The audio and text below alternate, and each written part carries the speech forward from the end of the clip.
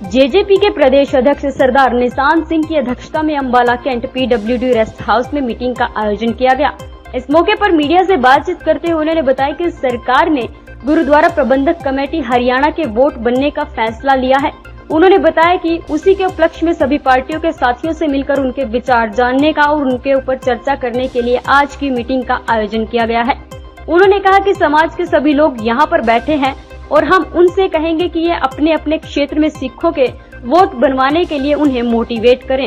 Party के संगठन को मजबूत करने के लिए उन्होंने कहा कि हमारी टीम मजबूत है और हमेशा तैयार रहती है। वहीं उन्होंने कहा कि पार्टी के निर्णय भी लिए गए हैं कि हर लोकसभा में एक बड़ी रैली की जाए ताकि लोगों को और मोटिवेट किया जा सके। पार्लियामेंट चुनाव को लेकर के उन्होंने कहा कि हमारी 2 बड़ी रैलियां हो चुकी हैं, सोनीपत के जुलाना में और फरीदाबाद के गांव में।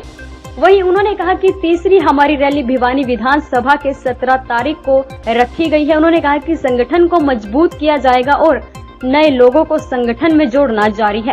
उन्होंने कहा कि जेजेपी और मजबूत हो, इसके लिए पार्टी का शीर्ष नेतृत्व इसी प्रयास में लगा है। वहीं जब उनसे सवाल किया गया कि बीजेपी अपने अकेले दम पर चुनाव लड़ने की बात कर रही है, तो उन्होंने कहा कि बीजेपी आज तो शायद नहीं कर सकती अकेले चुनाव लड़ेंगे, अब तो बीजेपी ये कहती है कि चुनाव मिलकर लड़ेंगे।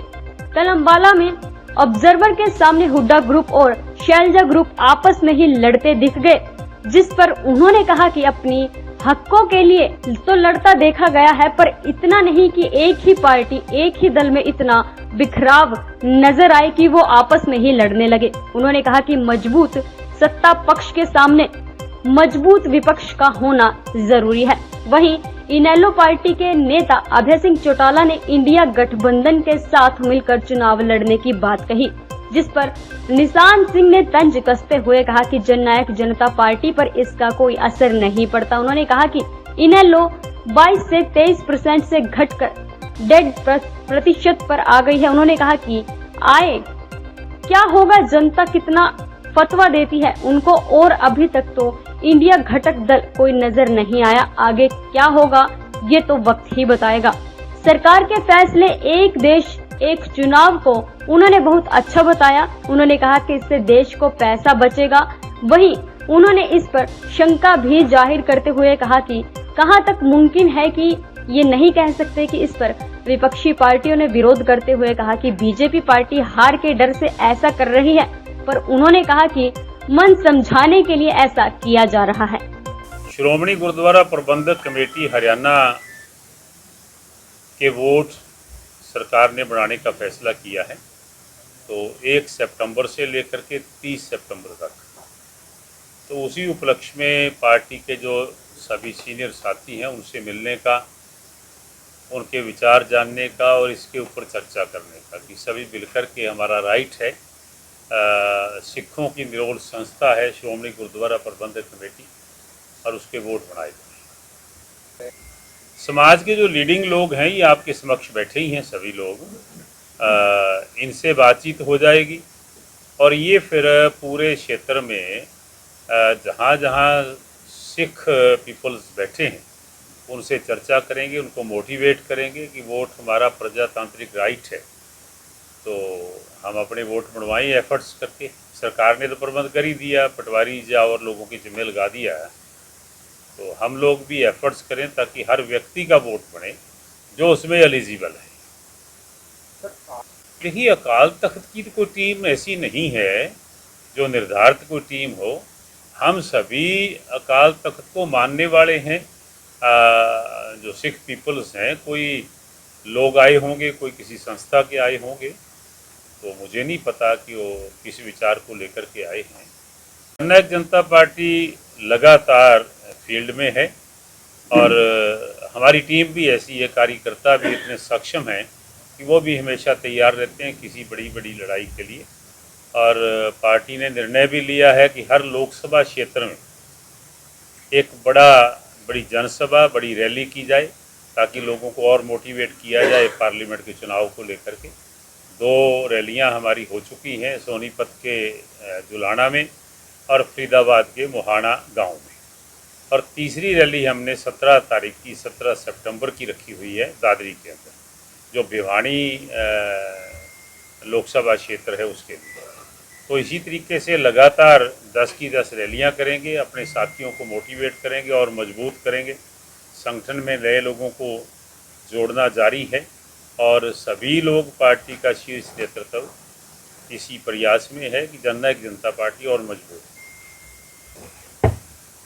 बीजेपी आज के दिन तो शायद नहीं कहती कि अकेले दम पे लड़ेंगे, अब तो बीजेपी ये कहती कि मिल करके लड़ेंगे।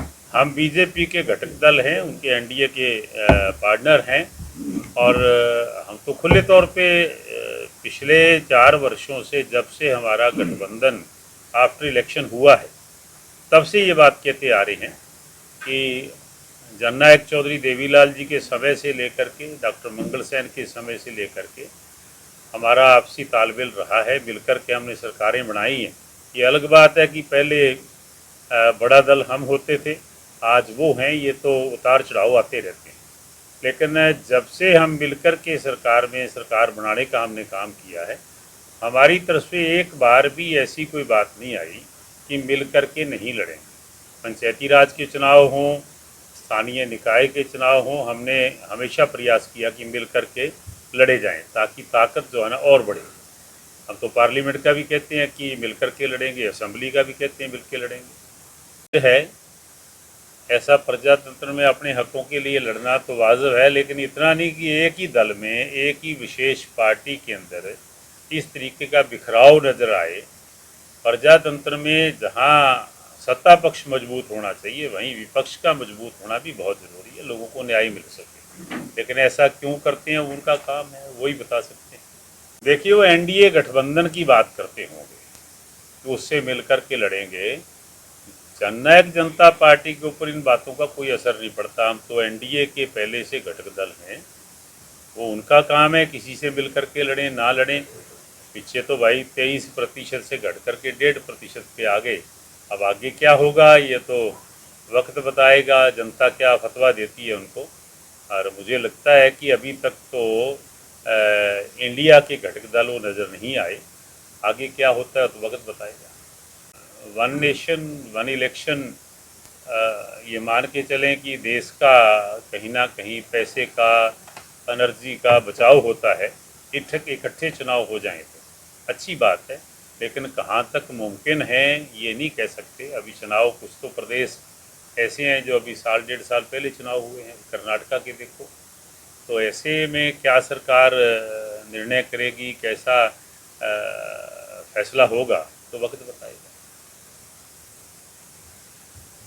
देखिए, मन समझाने के लिए कुछ ना कुछ तो हम कहेंगे ना। मतलब ये तो मैं नहीं कह सकता कि क्या किसकी दहाड़ नज़र आ रही है। दहाड़ तो सबसे बड़ी पार्टी कांग्रेस है और पुरानी पार्टी भी कांग्रेस है। और कांग्रेस की जो पोजीशन है आज के दिन, वो आप लोगों के समक्ष आप खुद ही कह रहे हो कि कैसे जो तुम प्रचार हो रही है। तो ये तो विपक्ष या विरोधी तो ये बातें कहा ही